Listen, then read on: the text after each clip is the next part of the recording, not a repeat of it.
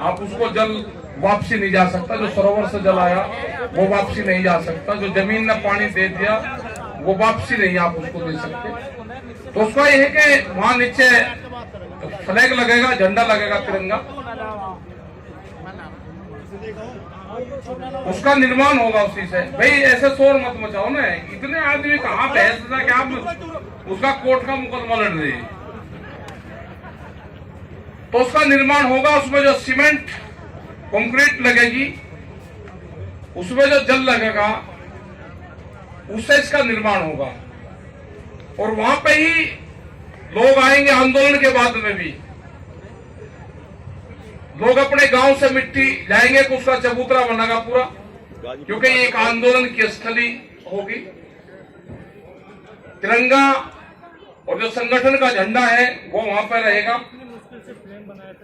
जब जब भी नेशनल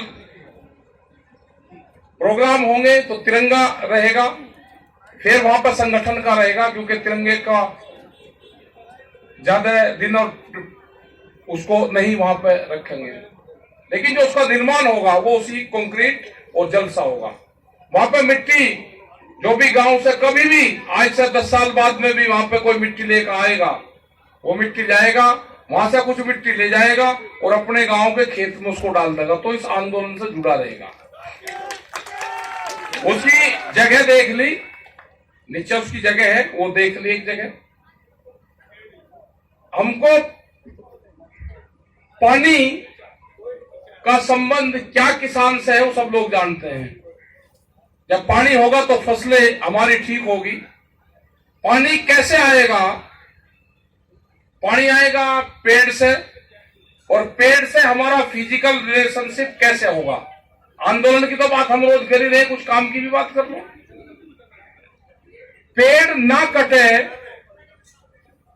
उसकी थोड़ी क्या होगी, उससे हमारे शरीर का क्या संबंध होगा पेड़ से, उससे फिजिकल रिलेशनशिप हमारी कैसी होगी, उसमें भी हम जरा चर्चा कर ले। बहुत पॉलिसी हम सरकारों को उनको बताते रहे, वो लागू नहीं हुई, लेकिन यहाँ पे कुछ सामाजिक बातें भी हो जानी चाहिए। जैसे उदाहरण के तौर पे कोई भी आदमी अमर यहाँ पे नहीं है, जो इस पृथ्वी पे आया है उसको ऊपर जाना है, ये सत्य है। सब जाएंगे, कोई नहीं रहना यहाँ पे, सब जाएंगे। कोई 10 दिन आगे चल जाएगा, कोई पीछे चल जाएगा। अब हमको पर्यावरण और जल कैसे संरक्षित रहेगा उसका फार्मूला समझ लो। वो फार्मूला रहेगा, अगर किसी के परिवार में जेंट्स की डेथ होती है, आप उसकी जो राखी होती है, उसके जो पुष्प होते हैं, वे आप नदियों सरोवर में सलाते हो। उसकी बजाय आप उसको 5-10 पेड़ आप लगाओ, उसकी जड़ों में लगा दो। जैसे ही वो पेड़ बड़ा होगा तो जो जेंट्स होगा उसमें छायादार वृक्ष आप लगाओगे, तो हमेशा उन बुजुर्गों की, उस परिवार की छाया वो हमेशा देखता रहेगा। उससे एक हमारा फिजिकल रिलेशनशिप उस पेड़ से हो जाएगा। आप कभी जीवन में उसको काट नहीं सकते। अगर लेडीज की, हमारे माता की, दादी की, बहन की, किसी की एक्सपायर कोई होता है, उसके आप पुष्प लोगे, उस पर आप फलदार वृक्ष उस पर लगा दोगे, तो जैसे ही उस पर फल देगा, क्योंकि माता का रूप है देने का, वो हमेशा आशीर्वाद देती है, तो हमेशा जो फल आप उसको खाओगे याद रहेगा। उससे एक उस परिवार का, सबका एक फिजिकल रिलेशनशिप हो जाएगा। 15 साल में हिंदुस्तान में जंगल खड़े हो जाएंगे। जंगल खड़े होंगे तो वर्षा ज्यादा होगी, वर्षा ज्यादा होगी तो अन्न ज्यादा होगा। पूरी दुनिया में जो पर्यावरण खराब हो रहा है, हिंदुस्तान पूरी दुनिया को पर्यावरण के क्षेत्र में सबसे बड़ी मिसाल कायम होगी। ये आप सब लोग इसकी शुरुआत करोगे इस मंच के माध्यम से। हमको खाना पीना क्या चाहिए, हम वो चीज भी भूल गए। अभी बुजुर्गवार जो हमारे पास में है, हम 40 डिग्री और 35 डिग्री के टेम्परेचर में गोभी का इस्तेमाल कर रहे हैं, हम पालक का इस्तेमाल कर रहे हैं। ये तो पूरी सब्जी, ये जो चीजें थी ये तो सर्दी की थी, हम इसको गर्मी में खा रहे तो उससे बीमारियां पैदा होगी। हम कोल्ड ड्रिंक पी रहे हैं, क्या किसी को पता है कि कोल्ड ड्रिंक किस चीज से बनती है? चलो आपको नहीं पता, जिसके आप घर पर जा रहे हैं उसको पता हो, चलो उसको भी नहीं पता, वो किस कंपनी में उसका मालिक कौन है उसको पता होगा।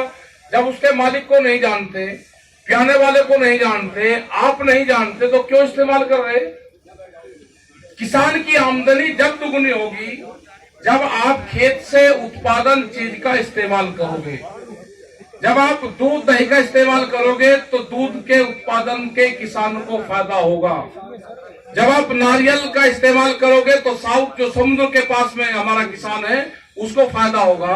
कोल्ड ड्रिंक पियोगे तो कंपनी को फायदा होगा।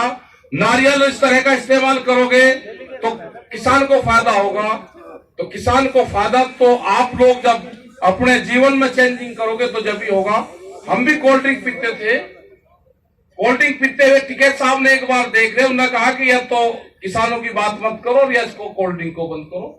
आज से करीब 22 साल पहले हम ब्राजील गए, हमने फ्लाइट के अंदर जब 37,000 फुट के ऊपर फ्लाइट में हम जा रहे थे, हमने कहा कि भाई हमको आखिरी बार ये कोल्ड ड्रिंक दे दे। हमने कोल्ड ड्रिंक पी, फिर पानी पिया, फिर जब एक घूंट बची वो पिया, फिर पानी पिया। हमको 21 साल हो गए, हमने कभी फिर कोल्ड ड्रिंक नहीं पी। तो आपको भी ये चीजें छोड़नी पड़ेगी, आपको भी इन चीजों का इस्तेमाल ना करें। खाने पीने की चीजें किस मौसम में क्या चीज खानी चाहिए, जो हमारे बुजुर्गवार है उनसे काफी में लिख लो, वो नहीं मिलने के सब निमट जाएगा मामला। अभी वे हैं कि किस टाइम पे क्या चीज खाएं, किस चीज से क्या नुकसान होता है, कौन सी चीज से क्या फायदा होता है, कौन से महीने में क्या चीज खाएं, उनका भी इस्तेमाल करो। आंदोलन की भी बात जहां तक है वो चल रही। अक्टूबर तक हमने प्लान बनाया है, 2 अक्टूबर तक हर आदमी एक महीने के प्लान चार्ट बनाते रहे। ये नहीं कि एक दिन की कॉल देती सब लोग आ गए फिर घर चले गए, क्या लगे जी ढिल्ला होगा ना। अब हम ना एक दिन की कॉल देंगे, आपको प्लान के तहत आना है, आते रहो जाते रहो। लंगर भंडारे का ध्यान रखो, अपना दाल रोटी से ही आंदोलन चलेगा। नए आंदोलन मिठाई से चलने वाला, नए आंदोलन दूसरी जो महंगी चीजें हैं खाने की उससे चलने वाला। यह आंदोलन दाल रोटी से चलेगा। अपने गांव का धन गांव में रखो।